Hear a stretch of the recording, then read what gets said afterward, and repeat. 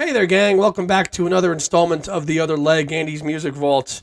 I'm Andy Nichols, and I'm a co-host of Two Legs, but occasionally like to delve into my own stuff on my own channel here to kind of tackle anything music-related outside of the Beatles and Paul McCartney. And it's been a while since I've had any content, and with the fest to deal with and all that other stuff, and kind of coming down from that, I wanted to take the opportunity to kind of go over a few new vinyl acquisitions that I did get this spring that I have not had a chance to dive into yet, but kind of show you. I've already I've opened them, but kind of just go through them and just give you a quick once over of all of them. And then they're non-Beatles related, but kind of all three artists that I'm heavily into. And the first one up was the recent Who release, The Who live at Wembley with an orchestra from the 6th of July in 2019, which is a triple LP set. And the next one that I also got virtually within days of each other, because these both came out at the same time, was the 50th anniversary of Honky Chateau by Elton John, the 2 LP version, not the colored one, because the colored one I think is just one disc. If you want the bonus tracks, you've got to go for the double LP, which is not color as well, which is fine. To give you a look at that one as well. And thirdly, my little rabbit hole of Procol Harum continuing with a kind of colored vinyl 2 LP version of Procol's Ninth, which was their last album, one of their last albums that they did in the 70s. They did one more after this called Something Magic, but this was one of the last ones, so pretty cool colored vinyl. We'll take a look at that in a second. So let's show you these three new things. All right, so let's have a quick overview of the LPs here and mention. This Wembley package, pretty thick whopper for a triple LP. Nice spine. And in light of the Who's announcement that they're giving up touring, possibly in the U.S. forever, this might as well be the final live album that we get in the Who's discography. Time will tell. I know a lot of people are kind of wishy-washy with the Who and an orchestra, but I saw the tour. I enjoyed it quite a bit.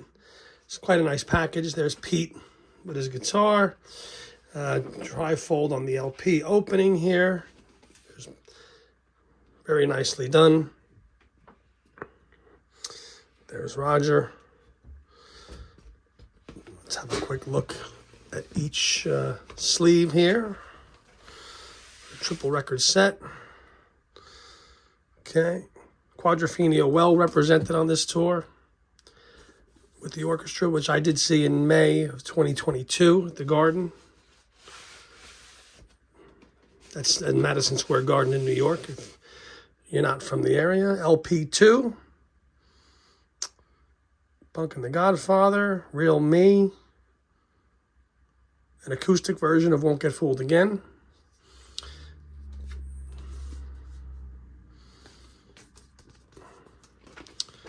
Yeah, the vinyl's quite nice here on this.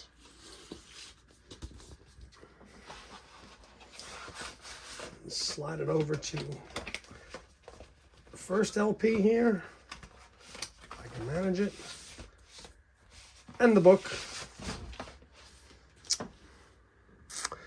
Who Are You, Eminence Front, Imagine a Man, great deep cut from Who by Numbers. And Roger again, that's all it is these days, Pete and Roger. Let's have a quick leaflet through the book. Yeah, 2019. 6th of July, yeah.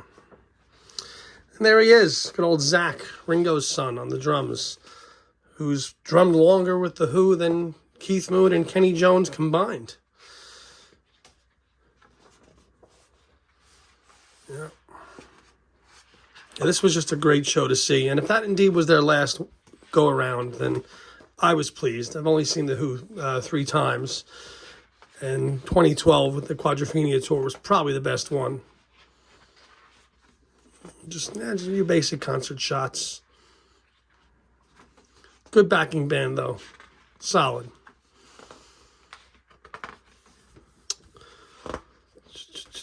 Yeah.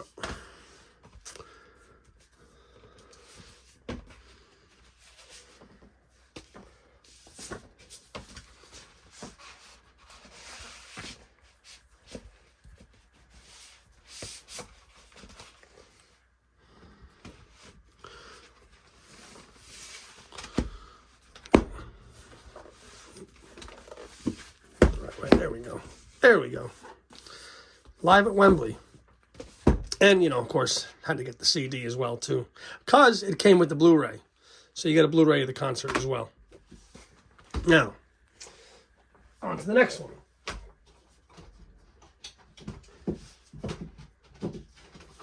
The aforementioned 50th anniversary of Elton John's Honky Chateau. This is the 2 LP version. Of course, I got the CD as well here. The CD actually had some live tracks that were not included in the 2 LP version.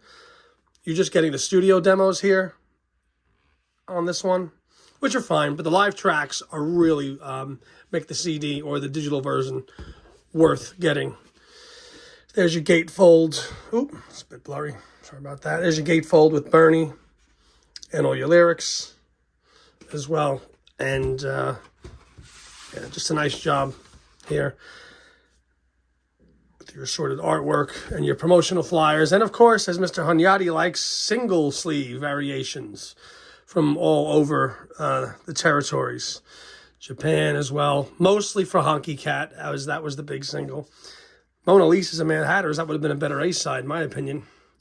Because Honky Cat's a song that, if I never heard it again, would be too soon. And there is the vinyl reproduced on the classic Dick James Music label. Both sides. Salvation, I've always said, is one of the best songs on this whole album. Although I know my co-host is fond of Mellow. That's a good track, too. But Mona Lisa's and Mad Hatters is, as seen in the classic Cameron Crowe film, Almost Famous, is iconic. There's your more session tape boxes, as is the norm now. When you look at these archival things, they're always getting the tape boxes and the images, whether it's the Beatles or and so on. They do a good job of that. And the Elton John story, the family tree style, that is done. And again, I always forget the guy's name who writes these, but he does such an awesome job doing these. He's done hundreds of them. All the way from Bluesology, which was Elton's first band, all the way down to, at the time, was Elton's current then band, which where the label is the same as the other one. And the second bonus disc, they're calling it Honky at the Chateau. And this was the Chateau in France. As you know, this album was recorded and very quickly. It also was Goodbye Yellow Brick Road later in 73. I think in about 2 weeks' time. Let's have a quick thumb through the booklet as well.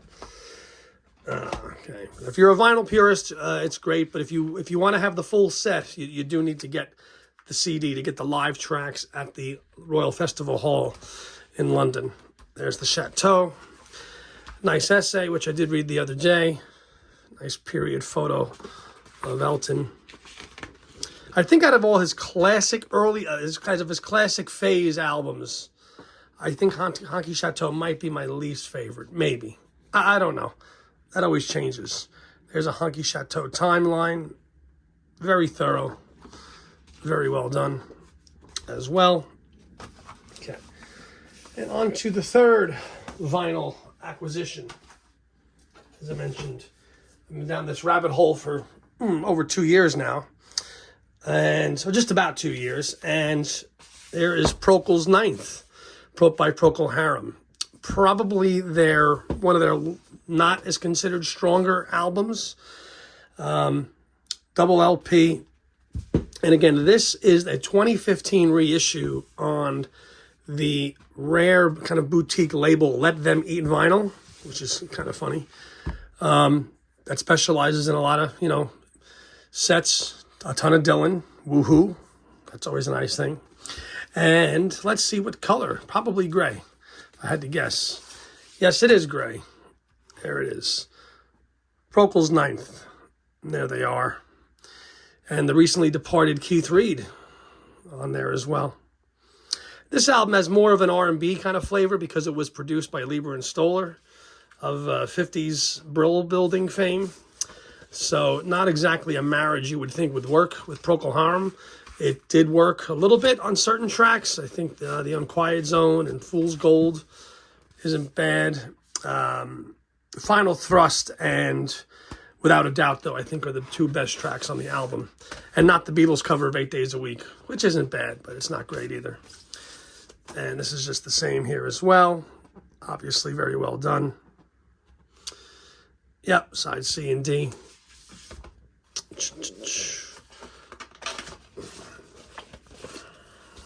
Yep. So that's it, gang. That's my spring acquisitions of vinyl, and music, not non-fest related. We like doing other stuff besides the Beatles and Solo because it does kind of bring balance. Yep.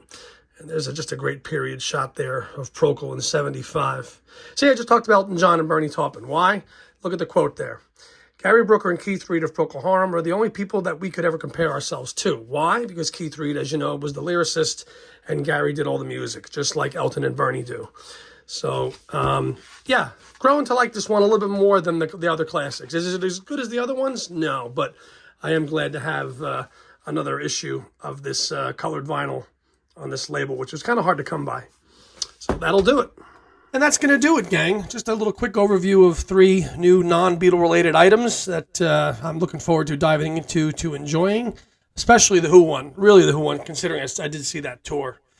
And if this is the end of the Who, they've gone out with a bang. I know they've gone on never-ending tours since 1982, but if it's true what Roger says, this is probably going to be it. So what a nice live document to have from that era and that tour with an orchestra, and it was damn good too.